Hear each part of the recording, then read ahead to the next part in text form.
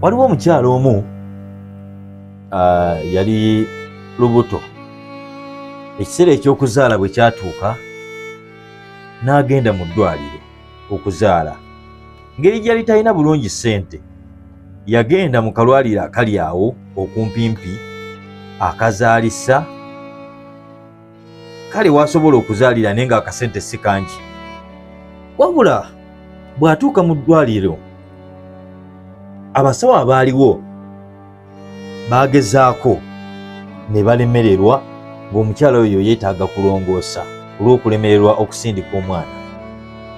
Bwe batyo baafuna ambyulensi ne bamuddusa ku ddwaliro erya private eryali okumpi awo. Bwe baamutuusa mu ddwaliro abasawo baamwanguyira ne bamutwala mu emergency ne bamuopaleetinga ne bamulongoosa omwana. Omwana n'abeerawo nga mulamu n'omukyala nga mulamu. Wabula ebyembi, omukyala ono teyalina muntu amuliko. Abasawo bagezaako mmubuuza oba alina abantu be. Omukyala n'abagamba nti alina abantu be, alina n'omwami yennyini. Dokita n'amugamba mpa ennamba y'omwami wo.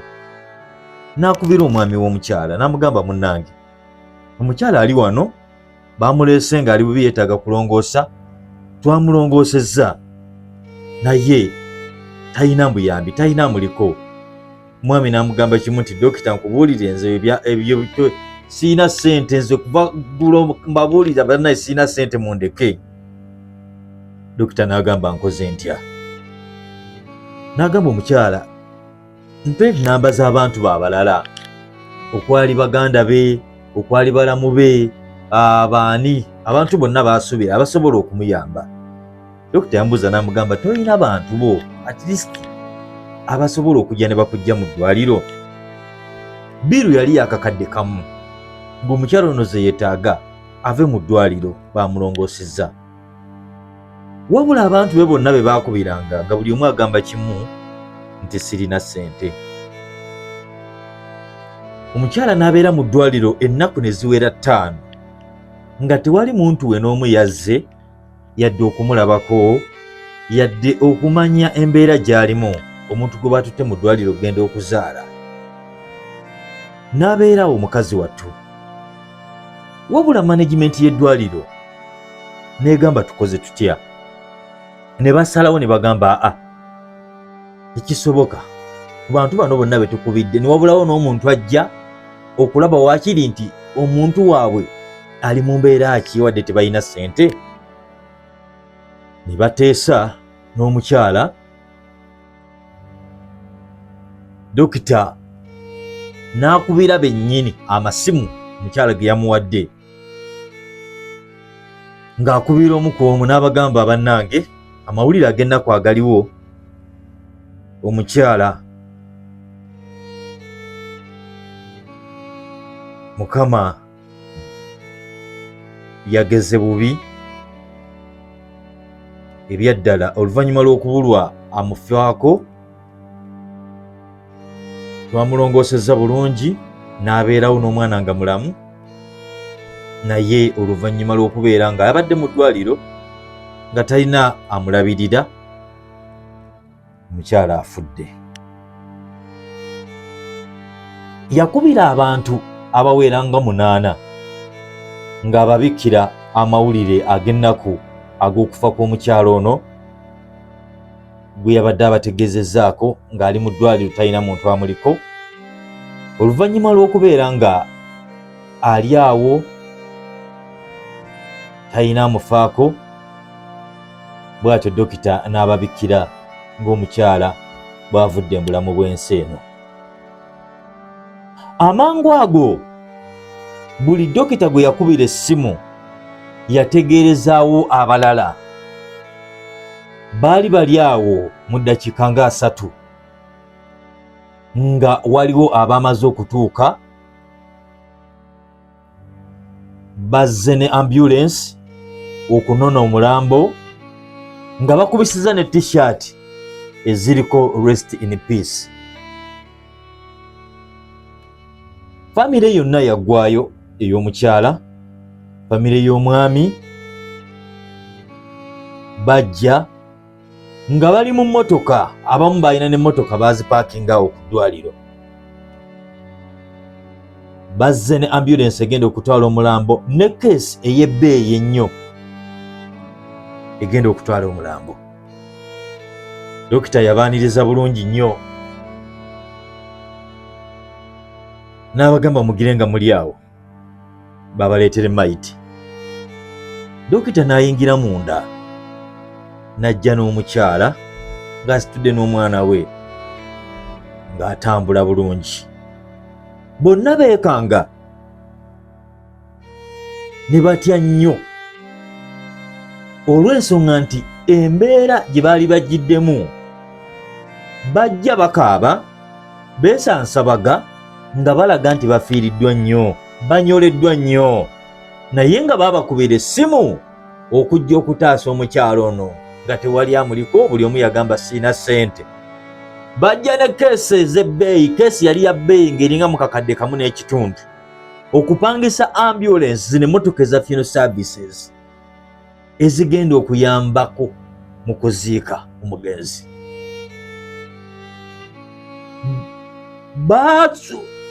Baatunuulira dokita ng'afuluma mu ddwaliro n'omukyala nga mulamu akutte n'omwana.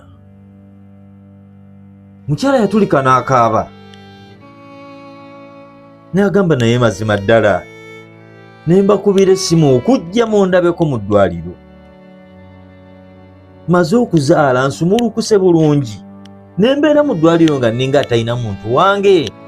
Kati muzze kunziika, ekitegeeza mwagala nnyo abafu okusinga abalamu.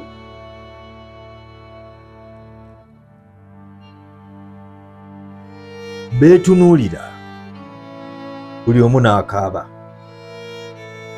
Abaali bazze okunona omufu baaswala, ensonyi ne zibakwata. Kyakuyiga ki ekiri mu mboozi eno? Abantu batwagala nnyo okutulaga omukwano nga tetuliiwo, nga tetukyasobola. Bw'obeera oli mbwetaavu ng'onoonya omuntu akuyamba, tomulaba.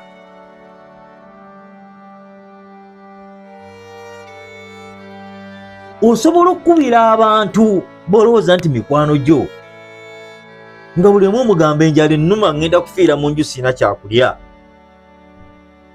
n'atasobola kukikuwa, n'atasobola kukuteerako na mutwalo.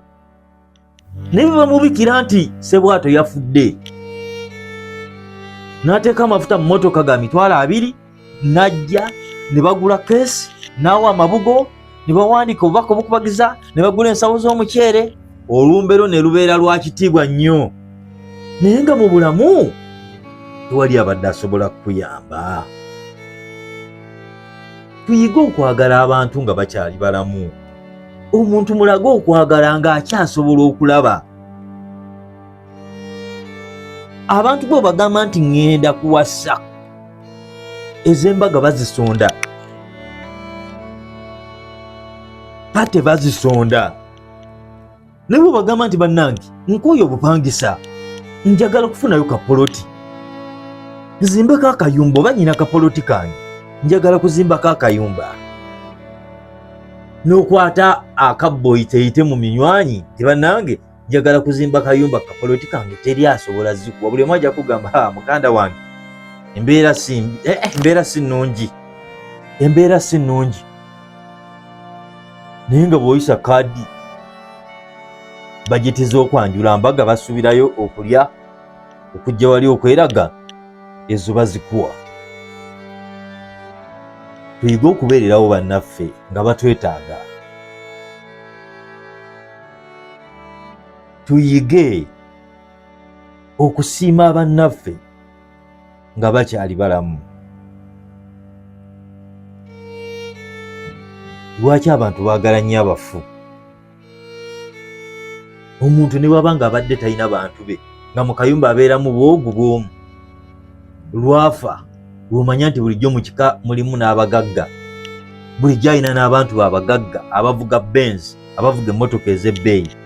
naye ng'abadde awo nga n'ekyokulya takiraba, nga abantu sekinnomu be bamuyamba bagamba musajja munaku kali awo tekalina bantu baako kamale okufa, ojja kulaba emmotoka ez'ebbeeyi nga zipaakinga awo nga baleeta keesi ez'ebbeeyi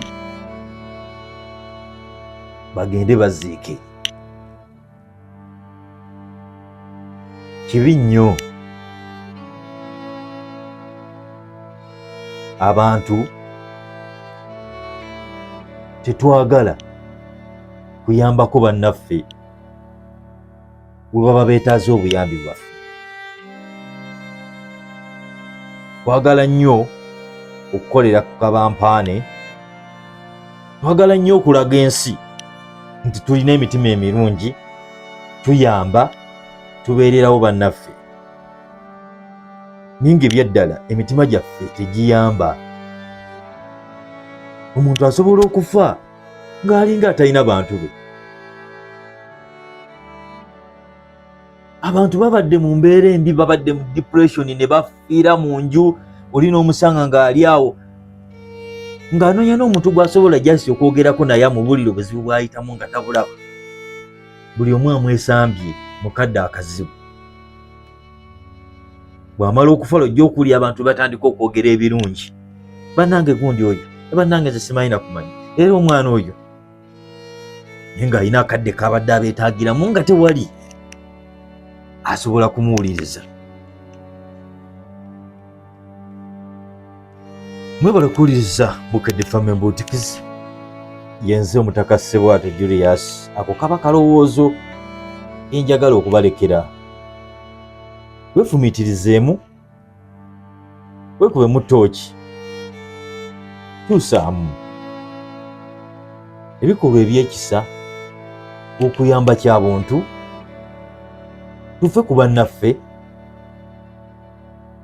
Bayinza okuba bafamire, mikwano gyaffe, abatwetoolodde. Bw'oba ng'olina obusobozi obuyamba, yamba.